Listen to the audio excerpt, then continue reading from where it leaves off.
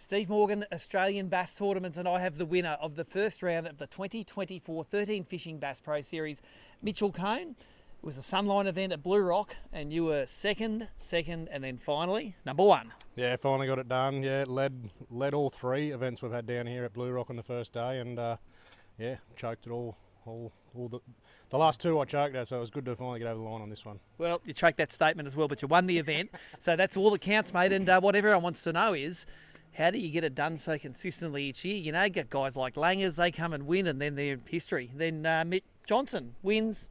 He's not winning this year. Yep. What's the consistency in Blue Rock about? Because we all know there's heaps of tiny fish in there, but you consistently catch fewer fish, but they're bigger. Let the secret go. Well, the biggest thing for me is the Garmin Live Scope, really. That's hands down MVP.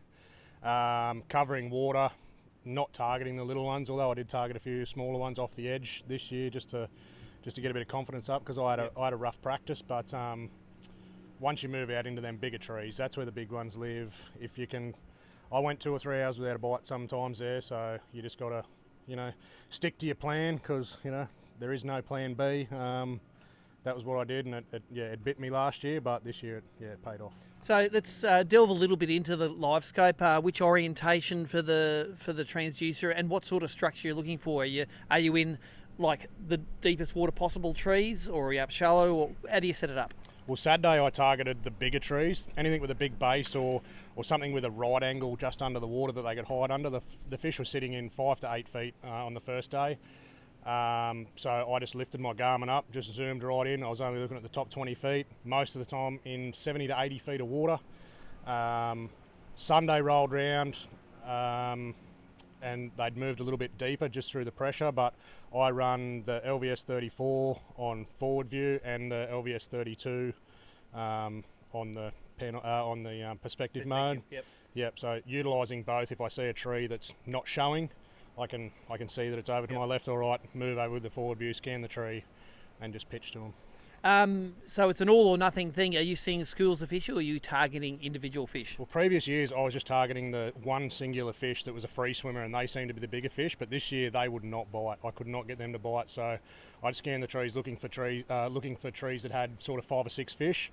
If you'd pitch into them ones, it was almost like they were competing to get to that gulp first, and they'd race out, and that'd sort of draw the bite more. So that's what you're seeing. Let's get to making the things bite. What were the techniques you employed? I see you brought a bit of tackle here to get it done. So what were your baits that you used to get the job done? Well, yet again, Bassman spinnerbaits, jig head, number one. They are the only jig head I'll use deep gulping. Glenn's a massive supporter of mine and much appreciated. And this year is the first time I've ever used a stinger on a gulp. Usually I'm an advocate for if they want it, they'll eat it. But after a tough practice and a lot of short strikes, I had to put a stinger on just to convert as many bites as I could, because I know they'd be few and far between. But so you were a man of your conviction, apart from if you have one tough day, it's all out the window. Pretty well, yeah, that's about it. Live or die by the sword, as you say, yep. Take us through the outfit you threw it on. We've seen a lot of Miller rods on ABT over the years, and another one gets it done. Miller rods XFLC, it's an MVP for a lot of people. Diver kicks reel, 6 pound J-thread, 6 pound X-Link leader on that one. I had to go light to get the bite. I didn't snap any fish off. I seesawed a few fish in the timber, and I've got full trust in that leader. But had to go light to get the bite, really, and I was very scared. So you're saying 6 pound lines light. What do you normally throw in a tree? 10 at least, yeah. Oh, the other one I used was the new Miller Rods Twitch Freak M with the dunk there, and I was running that with sort of 10 pound, but a lot of smaller fish on the edge, so it was good to get a couple of numbers and confidence, early, but So this was your edge bait, and the gulp was your deep bait. What bait did you put on the Bassman jig? You didn't throw it with no bait on it. No, it was the Berkeley gulp, the black Berkeley gulp. It needs no introduction. Yep. They just flat out eat it. What size do you use? Are there various sizes? I'm not a gulp connoisseur, so explain to the punters here what you buy from the shop. Just the 3-inch swimming mullet, I think they're called. But just the Berkeley black gulp grub in the 3-inch. I just cut the head off so that it matches the Bassman jig head nice. I think the Bassman's in part extra action on them on the grubs, and yeah, the stinger just threw just the meat of the underneath the tail, so it hangs underneath. And you do pull hooks sometimes, like because you got to go hard to get them out of the timber, so it's a catch-22. You get the bite, sometimes you pull going too hard, but like I reckon probably 60% of my fish were just on the stinger. So the last few years you've been quite competitive in Angler of the Year, and bloody pesky Queenslanders have always managed to jump ahead of you. One in particular, you've got a bit of the wood on him at the moment. You've got a bit of a lead over Mr. Langford. Are you going to go hard this year and try to take that AOY title? I would like to. I was pretty happy to see him in 9th place, to be honest. I thought, well, there's 7 points if I can get a win, but yeah, like the goats always do, they make a rally on day 2 and jump right back up. So he didn't give too many away, but yeah, again, like I'd like to chase the AOY. It's definitely something it's always on the radar each year. So we'll see what happens after the river rounds and whether we go to Queensland and give him a nudge. Now, just off the record, in an app tournament, if you see you're leading and Matt's coming like 10th and you want to stop him getting that last fish, you can just go do donuts around him for the last 2 hours. You definitely. I'll have a look here at Glen Maggie. Maybe that might be the go. But I try not to look at the app. I try not to. I don't need any more head noises. Yes.